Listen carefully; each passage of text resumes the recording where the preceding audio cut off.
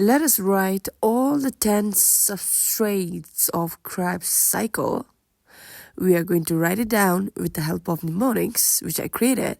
So it goes like CR cis is keto, succic, succic, fuma, mala, ulala. Using this mnemonic, let us draw Krebs cycle. The entrant substrate is acetyl-CoA, right? So acetyl-CoA will react with oxaloacetate. So the arrow here indicates that it is entering the Krebs cycle. And the addition here is indicating that it is reacting with oxaloacetate. So acetyl-CoA, as it reacts with oxaloacetate, now you start with Cr. It will form citrate, and citrate will transform into cis-aconitate. You just have to go in a systematic manner now. Cis-aconitate. And cis-aconitate will transform into isocitrate. Isocitrate. Isocitrate gets converted to alpha-ketoglutarate, which further gets transformed to succinyl coenzyme A. Remember, first succinate will have CoA, and succinyl CoA will further transform into succinate, and succinate will get converted to fumarate, and fumarate further gets converted to malate, and malate regenerates the oxaloacetate. So you see, if you are familiar with the 10 substrates of Krebs cycle, by using mnemonics, you will be able to recall so easily. Now, remember that it's human nature to forget things. I tend to forget too. So it's very important to come up with silly things to remember serious things. So this is the silly thing that you can use to remember all the 10 substrates of Krebs cycle. Acetyl-CoA being the entrant substrate, as it reacts with oxaloacetate, it results in the formation of citrate. C8 gets transformed to cis-aconitate, cis-aconitate to isocitrate, isocitrate gets transformed to alpha-ketoglutarate, and gets converted to succinyl-CoA. Succinyl-CoA further gets converted to succinate, and succinate gets converted to fumarate, and fumarate gets converted to malate. Malate then regenerates oxaloacetate, which is so necessary because to perpetuate the Krebs cycle, to sustain it, we have to regenerate oxaloacetate. So as long as there is entrant substrate acetyl-CoA, Krebs cycle will continue operating. So as the acetyl-CoA and oxaloacetate react, the enzyme called citrate synthase catalyzes the reaction and results in the formation of very first substrate, citrate. Now, how did I remember enzyme citrate synthase? Use this technique. Imagine that acetyl-CoA and oxaloacetate, as they react, they truly want to form citrate. So dedicate to the product that they are going to form, citrate. And imagine that they are synthesizing, so synthase. And they utilizes water here. Now, how to recall that there is utilization of water? It's very simple. Use this technique. Imagine acetyl-CoA is so thirsty, and that's why it's taking in water. Citrate will undergo dehydration, so there is removal of water, and it will transform into cis-aconitate in the presence of enzyme aconitase. Now, how to remember that there is a removal of water here? Very simple. Initially, acetyl-CoA got so thirsty and there was a lot of intake of water. Now, if there is a lot of intake of water, definitely it's gonna urinate, isn't it? So imagine that citrate is now urinating. So you see, and the enzyme is aconitase. So how to remember enzyme aconitase? Use this easy technique. Dedicate to the next substrate, that is this aconitate. And what sounds so unique here is aconitate, isn't it? So dedicate to aconitate. An enzyme must end with ase, so therefore aconitase. Now cis aconitate undergo rehydration, there's use of water, in the presence of same enzyme aconitase, and it gets converted to isocitrate. Now how to remember that there is usage of water here? Very easy. Chutunu, chutumbe chushusnu, dorunlokti chutunude. Very easy, right? Initially, it took a lot of water and then urinated, and again, it got thirsty, so there is intake of water. Isocitrate then undergo decarboxylation, meaning removal of carbon dioxide, and it also undergo dehydrogenation, meaning removal of hydrogen.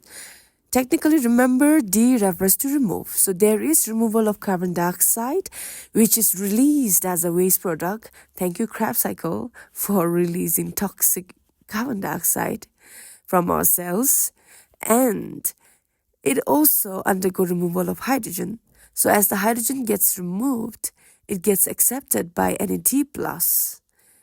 And it is so obvious that NAD+, as it accepts hydrogen, it results in the generation of NADH.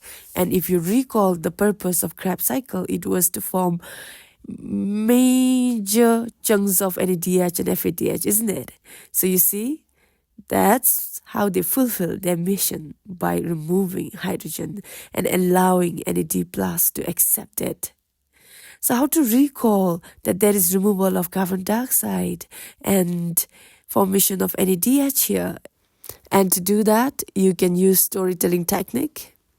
So I've created a little story here. It goes like, imagine that there is abundance of carbon dioxide trapped in isocitrate. And carbon dioxide always wanted to run away. Alright, so one fine day when it got the opportunity, carbon dioxide was lurking in the shadows and it wanted to run away. But being mischievous in nature, carbon dioxide wanted to take hydrogen as well.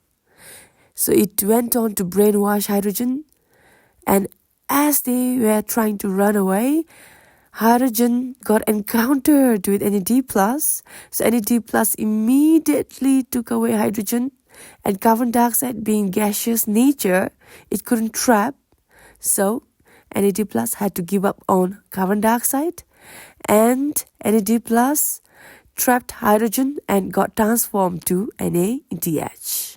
What a great idea to trap hydrogen so that it can't escape, isn't it? So hats off to NAD+. Now alpha-ketoglutarate, as it gets converted to succinyl-CoA, it undergo decarboxylation and dehydrogenation. Decarboxylation, now you are aware that it refers to removal of carbon dioxide, and dehydrogenation is the removal of hydrogen. So as hydrogen gets removed, it gets accepted by NAD+, and it is obvious now that it leads to the generation of NADH. So use the same technique to recall the lesson which I've applied in isocitrate. You can use storytelling technique to recall the steps so easily. By the way, the enzyme involved in this step is isocitrate dehydrogenase. Now, how did I remember the enzyme here? Very simple. Dedicate first name of the enzyme to isocitrate and second name to the process going on here, which is dehydrogenation. So prioritize dehydrogenation process because it is due to dehydrogenation that they are able to fulfill the missions of Krebs cycle.